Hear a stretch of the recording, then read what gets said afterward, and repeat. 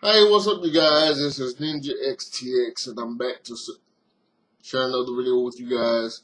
This video is actually lesson 220 in our Chairbound Escrima series, and we're continuing on with our lessons in Tombatoyak or Nunchucku. Now, in today's lesson, I'm continuing on with a lecture that I started Monday. So if you have not seen Monday's lesson, please go back and view that one before viewing this one. It will make a whole lot more sense. Now, Monday's lesson was about, is the nunchuck a viable weapon? Today's lesson is going to be a little bit of the background of the nunchuck as a weapon, or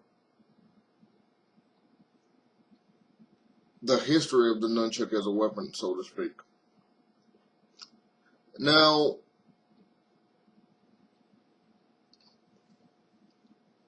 there are conflicting reports that say that the nunchucku comes from Japan.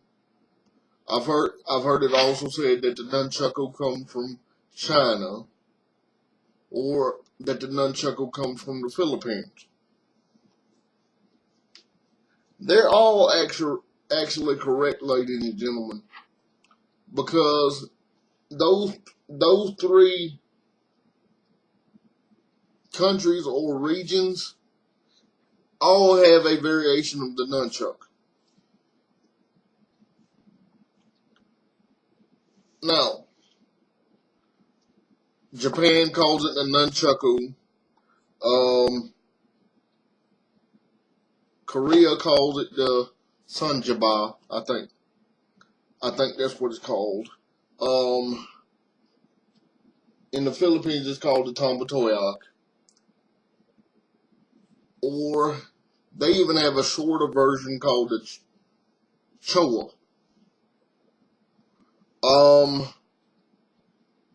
The choa is, to me, specifically designed for street fights because it's two shorter clubs joined by a longer chain, actually.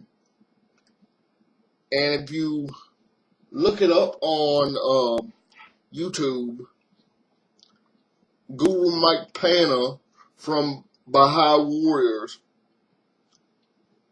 has done a couple of videos with the choa. He also did a video for me back, I want to say it was about a year ago, teaching some chairbound choa techniques. But at its core, the nunchucku is an improvised weapon. Because as I told you guys in the last installment of this, that's why I say go back and view lesson 219 before viewing this one. The nunchucku, as with most of the martial arts weapons, was derived from a farm implement, because they were being oppressed by the higher classes, and the higher classes or the hierarchy would invade and try to take away land from the farmers and the peasants. So they had to figure out a way to defend themselves, and weapons like this came into being. Now,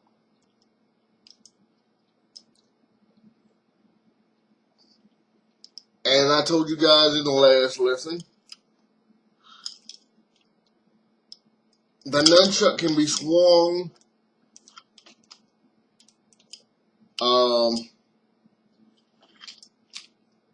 it can also be, you can also strike with the club parts of them, but you can also choke with the chain part. In fact, that's what makes it illegal in most states and countries. I find that ironic because look at the nunchuck people. The chain is not outlawed. The chain is what you use for choking. But the nunchuck, is considered a weapon. I can see that. But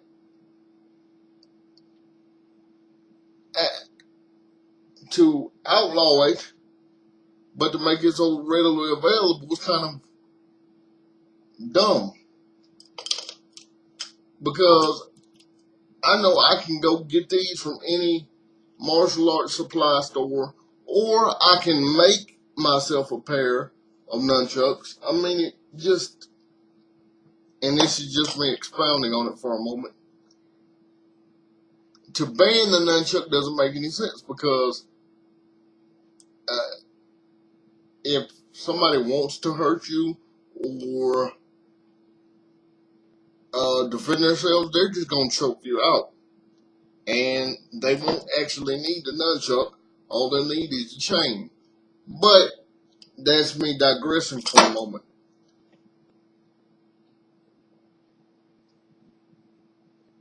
Now, I've said the nunchuck was still a viable weapon.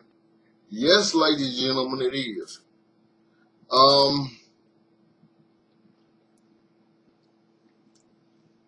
To me, I subscribe to the train of thought that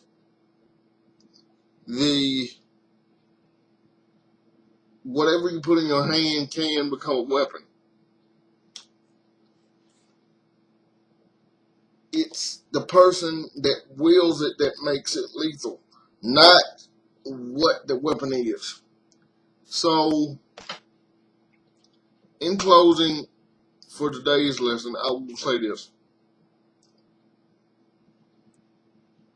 When you see somebody spinning and doing all the fancy tricks with the nunchuck, don't discount them because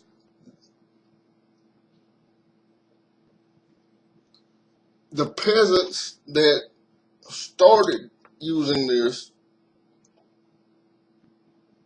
really had to come up with their own ways of using it. So when you see somebody using this as a performance tool, they're actually carrying on the tradition, as are we. So we should respect them as well as we would respect a martial artist, because they can teach us a lot. They can teach us a lot, and we can in turn teach them. So don't just discount the flashy movements, because the flashy movements, believe it or not, have their roots in combat.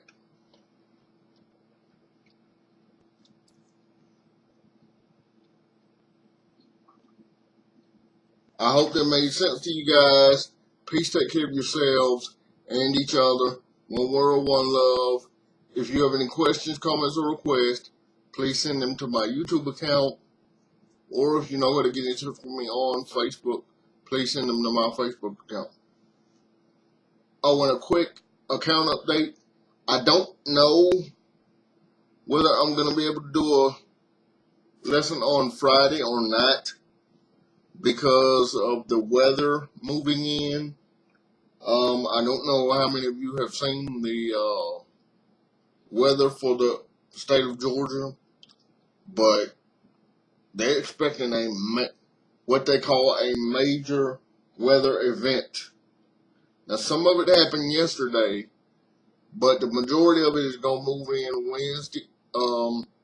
tonight, today, and tomorrow. So,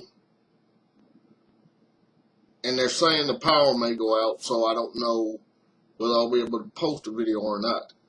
But just be safe out there for all my viewers, fellow viewers in Georgia.